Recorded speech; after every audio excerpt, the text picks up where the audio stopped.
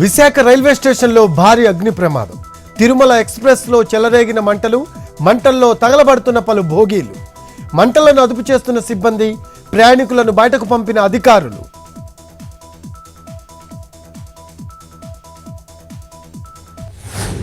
హైదరాబాద్ కట్టెల మండిలో కిడ్నాప్ అయిన బాలిక ఆచూకీ లభ్యం. కొత్తూరు దగ్గర 6 ఏళ్ల పాప ప్రగతిని గుర్తించిన పోలీసులు. పాపను కుటుంబ సభ్యులకు అప్పగించిన పోలీసులు, కిడ్నాపర్ పై దాడి చేసిన పాప బంధువులు.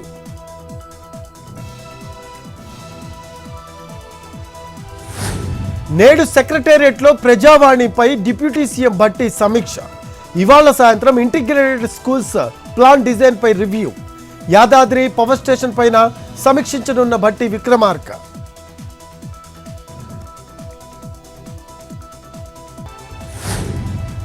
నిజాంపేటలో చోరీ కేసును ఛేదించిన పోలీసులు. 10 రోజుల క్రితం 20 తులాల బంగారం, 90,000 నగదు చోరీ. ఇంట్లో అద్దెకున్న మహిళ మరిది చోరీ చేసినట్లు నిర్ధారణ. నిందితులను రిమాండ్కు తరలించిన పోలీసులు.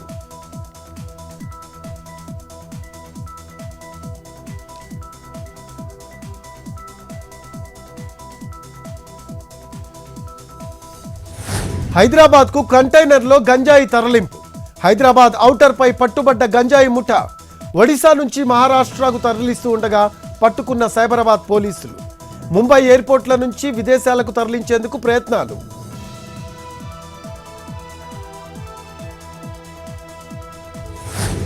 జయశంకర్ భూపాలపల్లి జిల్లా కాటారంలో ముగిసిన మావోయిస్టు వారోత్సవాలు. మావోయిస్టుల కోసం జల్లెడ పడుతున్న పోలీసులు. గోదావరి పరివాహక ప్రాంతాలు, అడవుల్లో తనిఖీలు.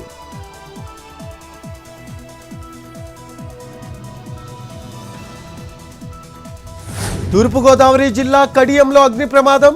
భాస్కర్ థియేటర్ సెంటర్లో ఉన్న హెచ్పి గ్యాస్ ఏజెన్సీలో ప్రమాదం. ఉవ్వెత్తున ఎగిసిపడుతున్న మంటలను అదుపు చేస్తున్న అగ్నిమాపక సిబ్బంది.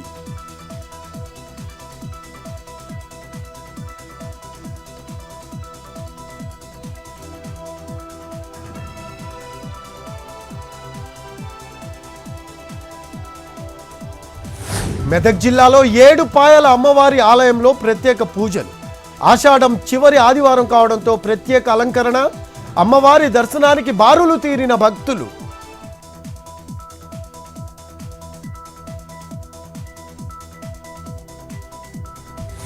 అనంతపురం పట్టణం రామ్నగర్లో ఎస్బీఐ ఏటీఎంలో చోరీ. గ్యాస్ కట్టర్తో ఏటీఎం మిషన్ను పగలగొట్టిన దుండగులు. దొంగతనానికి పాల్పడిన 3 దుండగులు. సీసీ కెమెరాల్లో రికార్డైన చోరీ దృశ్యాలు.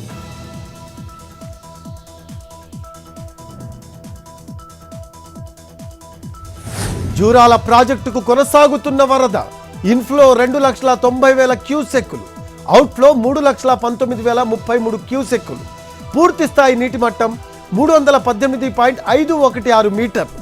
ప్రస్తుత నీటి మట్టం 317.9 మీటర్లు.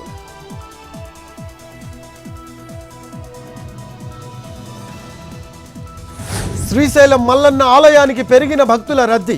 స్వామి అమ్మవార్ల దర్శనానికి 4 గంటల సమయం. భక్తులకు ఎలాంటి ఇబ్బందులు కలగకుండా ఏర్పాట్లు.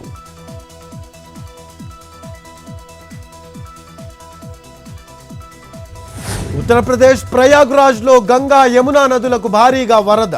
ఉధృతంగా ప్రవహిస్తున్న నదులు. మెట్లను తాకుతున్న వరద నీరు. భక్తులకు అధికారుల హెచ్చరికలు.